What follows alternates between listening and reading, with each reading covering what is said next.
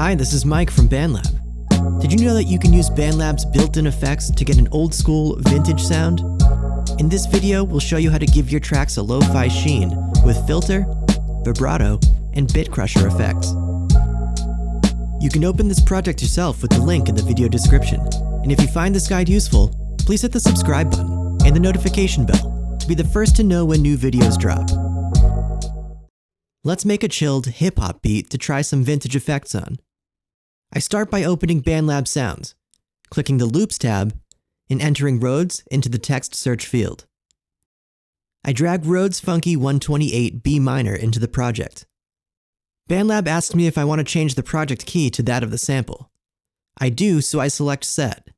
BandLab changes the project key to B flat minor and the project tempo to 128 beats per minute. I set the track to -3 dB to give us some headroom to add other elements.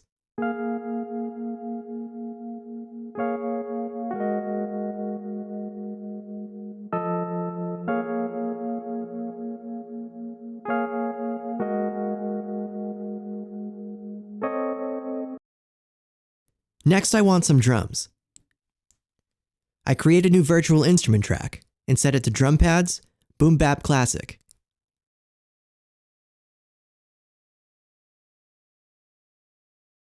I also set this track to -3 dB. I add snares on the third beat of the first and second bar, with hats on quarter notes.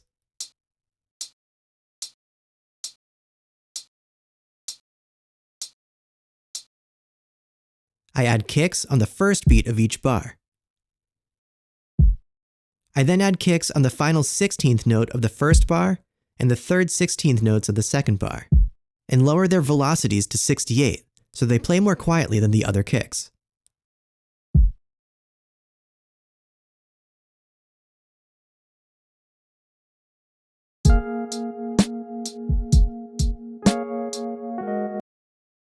I duplicate the MIDI notes out for the rest of the 4-bar clip. To duplicate notes or clips in BandLab, hold Option on Mac or Alt on Windows and drag them over. I then loop out the clip for the duration of the Rhodes sample using the loop handle at the top right-hand corner of the MIDI clip.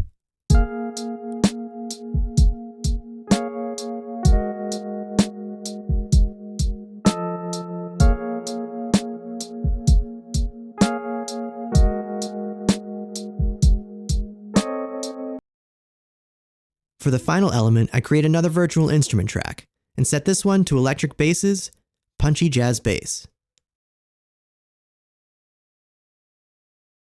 Again, I set this track to -3 dB.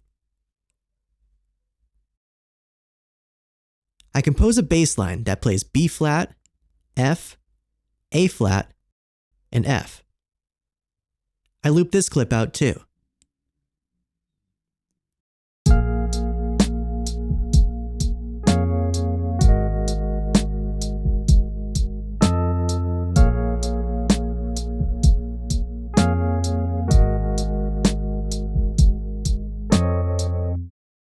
Now we have a simple groove going that we can try to put some vintage style effects on. Let's start by processing the drums. In the effects panel, I add a distortion bit crusher effect.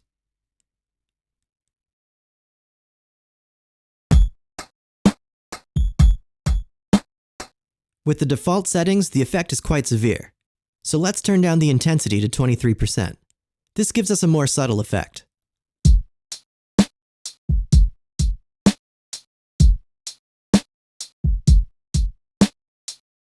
Let's try reducing the bit depth. Set the bits to 8. Now listen to the kick on playback and hear how it's changed.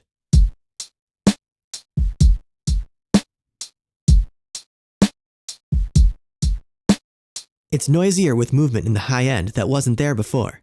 Let's compare the unprocessed and processed versions of the drums using the bit crusher's bypass switch.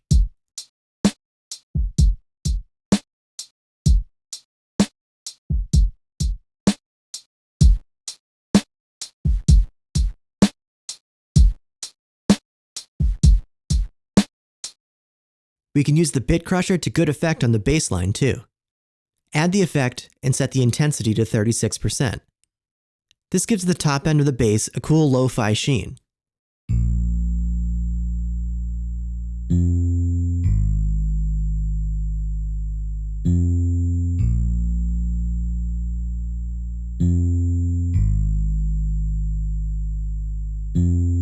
However, if we try reducing the bits to 8 on this sound, the effect isn't as desirable, and it adds a lot of noise that I feel doesn't really help the sound.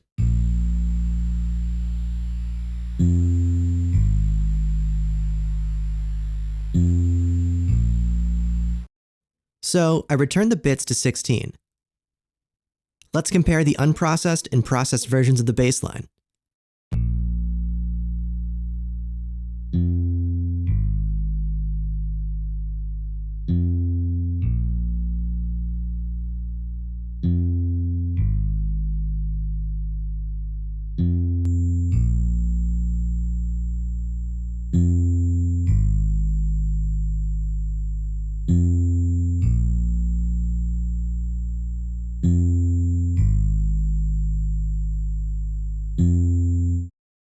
Now let's give our electric piano more of an old-school flavor.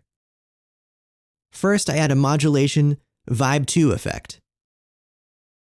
I set the depth to 2.3 and the speed to 1.8. This gives us a vibrato pitch modulation effect reminiscent of an old tape recording.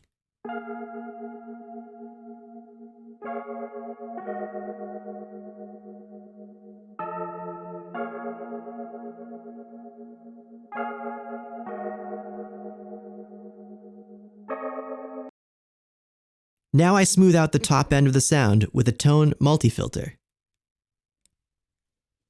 I set its frequency to 1000 Hz, rolling off the top end in a manner that mimics a low-fidelity recording.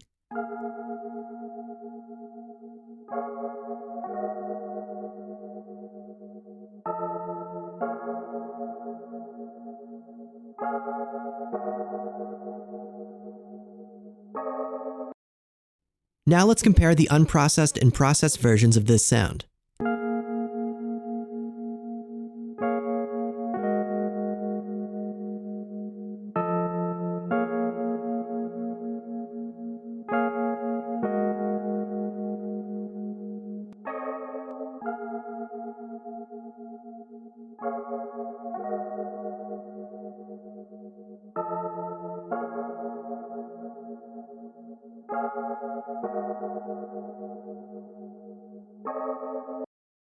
Now let's hear what all the processed parts sound like together.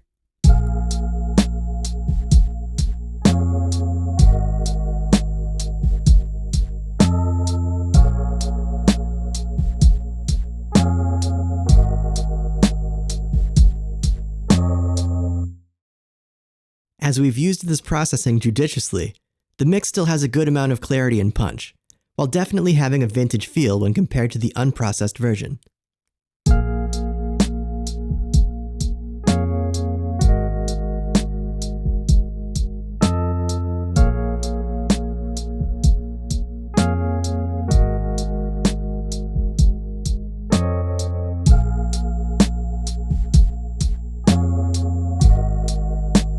Remember, you can fork this project and make your own version of it using the link in the video description.